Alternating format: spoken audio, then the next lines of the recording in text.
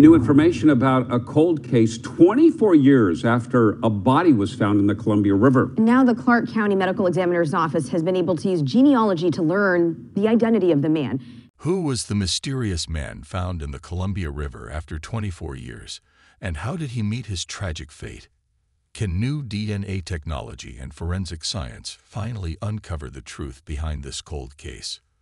What strange circumstances led to the discovery of an unidentified body on Independence Pass, and why did it take decades to unveil his true identity as Gardner Paul Smith?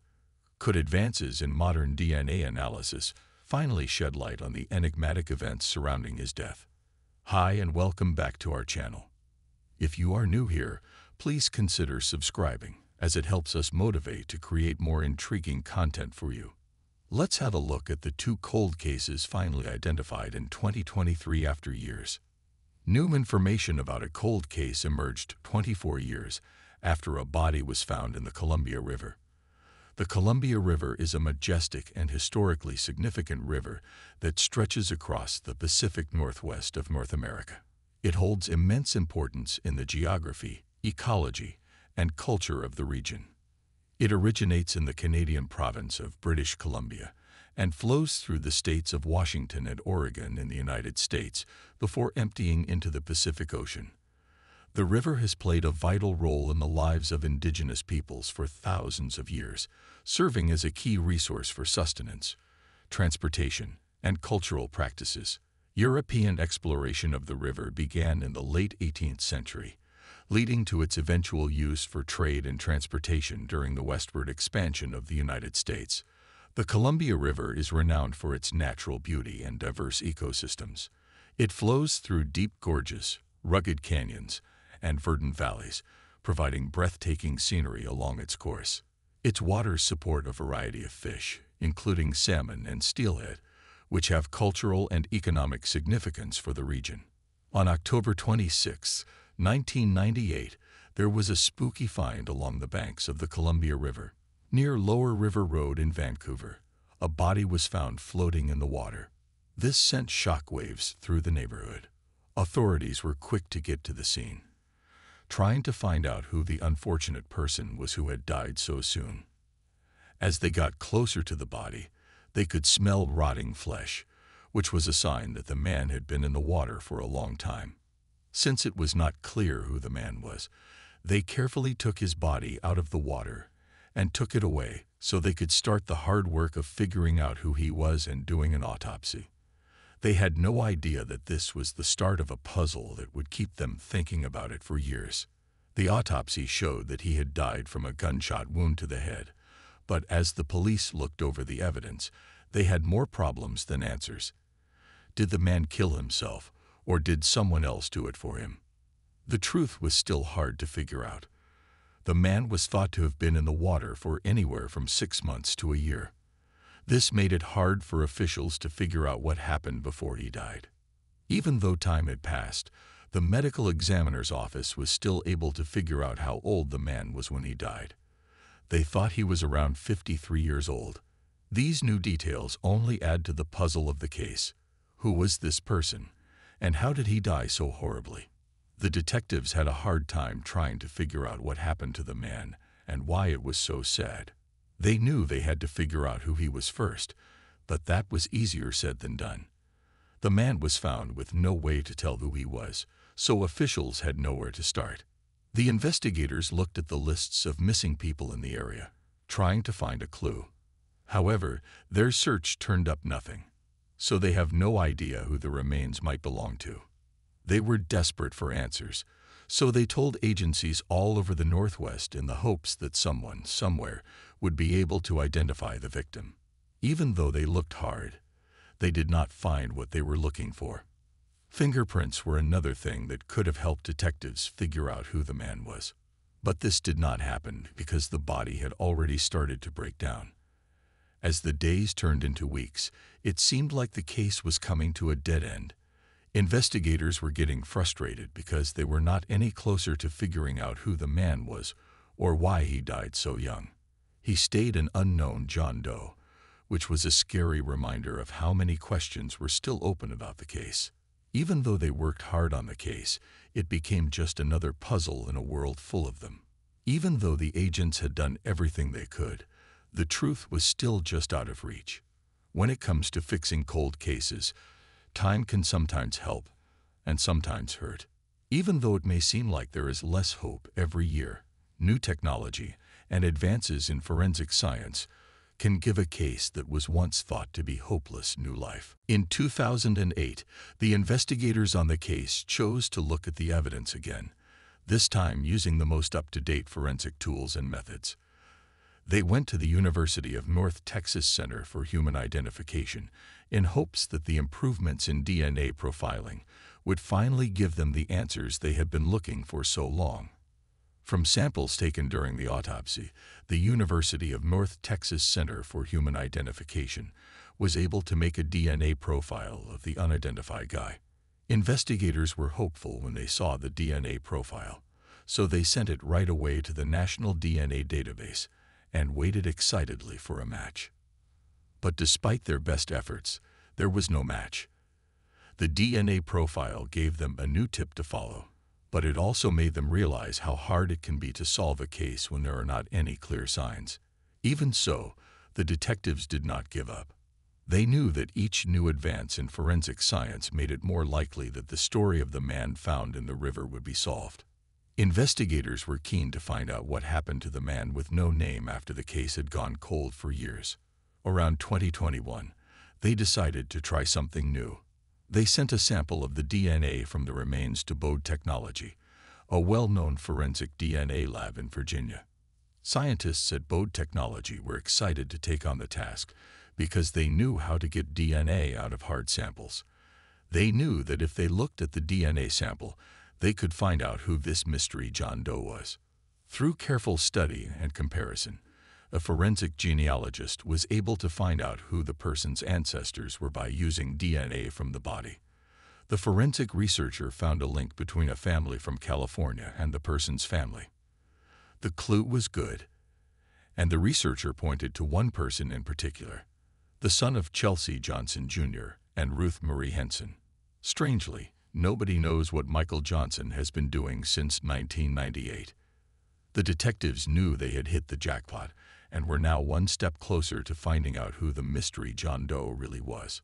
So, as the leaves fell in October 2022, Nikki Costa, who was in charge of operations at the medical examiner's office, solved the mystery of the unnamed man. Nikki found Russell Johnson and Kathy Burgeon, two of Chelsea and Ruth Johnson's other children, and they told her some shocking things. It seems that their brother Michael vanished without a trace more than 20 years ago and stopped talking to the family. Could this be the lost link that detectives have been looking for so long? Nikki was determined to find out who the man with no name was. She never gave up on the idea that Michael's DNA was in the sample.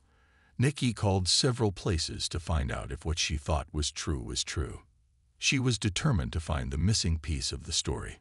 The California Department of Justice's DNA program for missing people looked at samples from family members, and the Wasatch County Sheriff's Office got a DNA sample from Johnson's sister, Kathy. In the meantime, the University of North Texas Center for Human Identification compared with all the other evidence. Dr. Martha Burt, who is in charge of medical examination in Clark County, finally came to the conclusion that the unnamed man was in fact Michael. The man finally had a name and a chance at justice, thanks to Nikki's hard work and the work of many organizations working together. Investigators still do not know much about Michael's last days before his body was found, so they do not know much about the mysterious events surrounding his death. Still, finding out who he was a huge step forward in the case and gave authorities a place to start trying to figure out what happened. Now, the police are asking for help from the public, hoping that someone will come forward with information about what happened to Michael. Every bit of information could be important, and the police are eager to figure out what happened in this strange case. Independence Pass John Doe. On June 19, 1970, two young guys went for a stroll on Independence Pass in Twin Lakes, Colorado. Twin Lakes, Colorado is a charming and picturesque destination nestled in the heart of the Rocky Mountains, approximately 20 miles south of the renowned mountain town of Leadville. This small unincorporated community is named after the two beautiful glacial lakes that sit at its center, offering visitors breathtaking views of the surrounding peaks and providing a peaceful and serene setting. The Twin Lakes themselves are the main attraction, drawing nature enthusiasts, hikers, and photographers from all over. The pristine, crystal-clear waters reflect the rugged mountain backdrop, creating postcard-worthy scenes year-round. Visitors can indulge in a variety of outdoor activities, such as fishing, kayaking, and paddleboarding during the warmer months. Additionally, hiking trails that traverse the nearby peaks attract adventure seekers looking to explore the vast wilderness of the region. The area is also steeped in history, dating back to the mid-1800s when prospectors flocked to the region during the Colorado Gold Rush. Evidence of this rich history can be found in the historic buildings and ghost towns scattered around Twin Lakes, offering a glimpse into the area's past. During the summer, the surrounding hills burst into a colorful display of wildflowers, providing a stunning contrast to the snow-capped peaks. In the fall, the landscape transforms into a symphony of golden hues as the aspen trees don their vibrant autumn colors. It was a beautiful summer day. The day was great for a walk because the air was cool and the sun was shining. But when they found something horrible, their trip took a turn they did not expect. As they walked down the road, they saw a man's rotting body in a ditch on the north side. Rocks that had fallen from the hill above covered some of it, but that was not the worst part. As the two guys got closer, they saw that the body was missing its left arm and rib cage.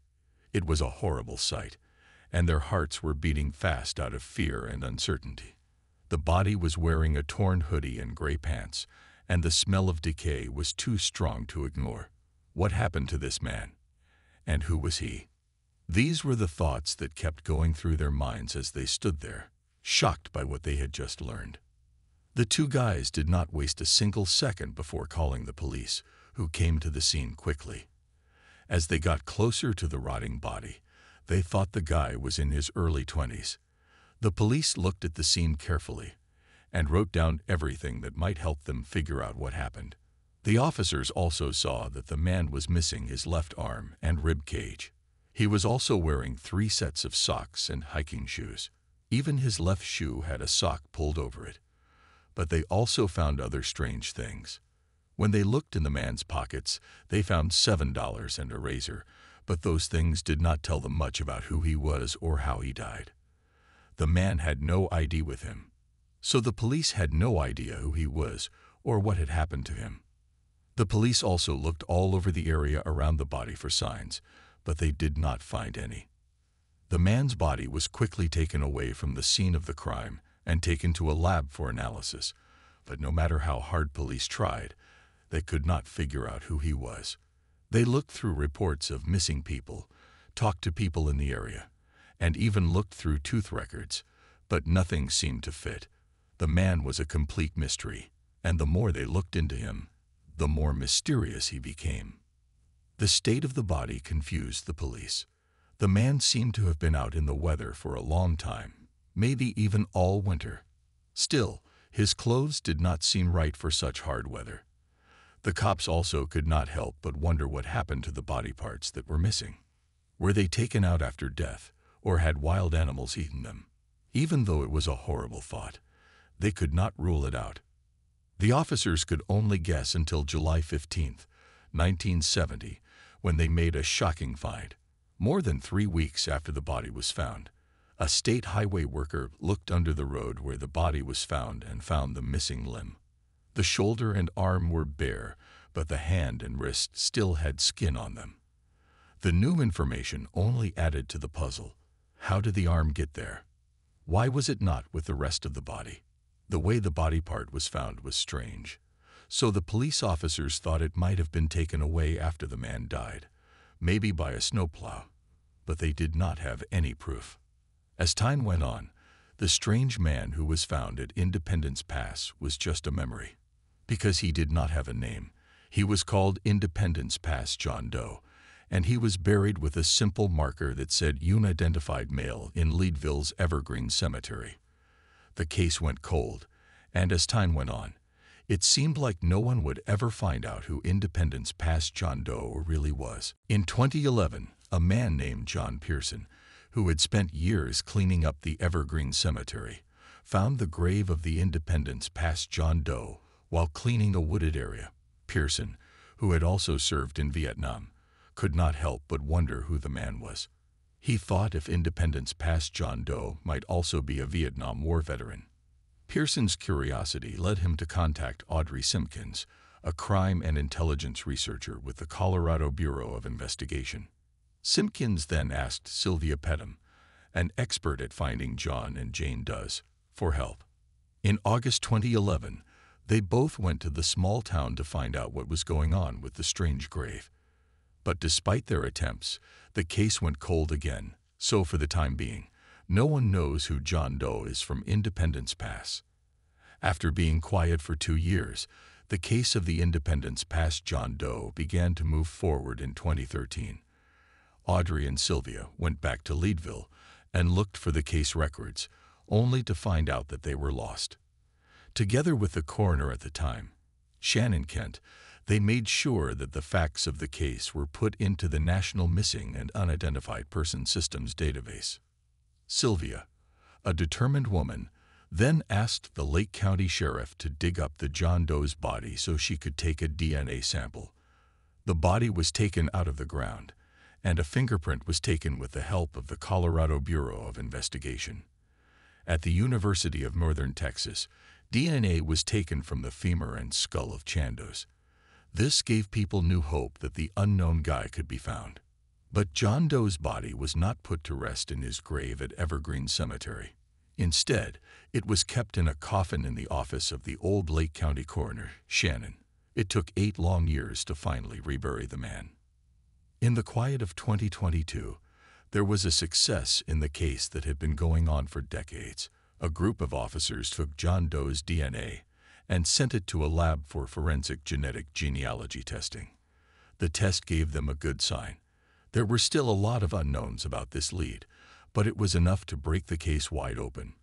After all these years, John Doe was finally given a name: Gardner Paul Smith. He was only 39 years old when his body was found. Gardner was no longer just a body in a grave with no name. He had a past, a family, and a story. Gardner was born in Modesto, California, on September 22, 1930. His parents, Paul and Bernita Smith, taught him how to ski when he was young. Gardner's parents were both skiers, so it was only normal that he and his younger brother, Armour, also took up skiing. Gardner did not just ski for fun. It was his way of life. He went to school at the University of Nevada in Reno, where he not only studied but also participated on the ski team. Gardner was very committed to his sport, and he was always trying to get better. In fact, he was known to try out new techniques.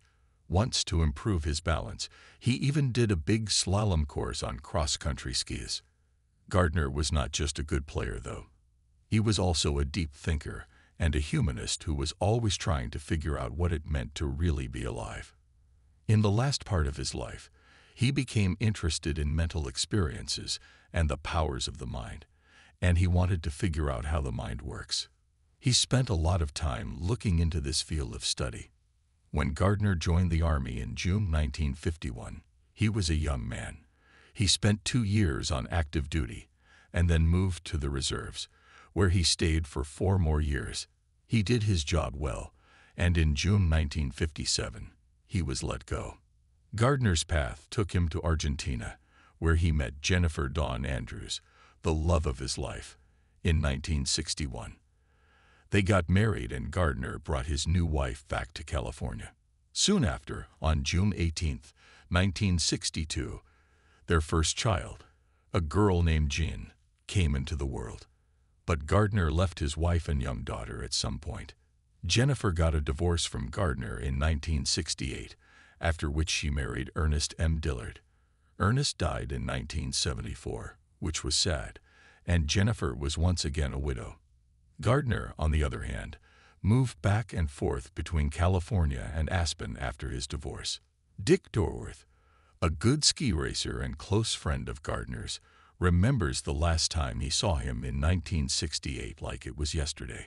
Gardner was living on the road and trying to get the word out about a new ski pole grip he had made. This was not the first thing he came up with. He had also made double lens goggles, but he could not sell them. After sleeping on his friend's couch for a week, Gardner disappeared and Dorworth never saw him again.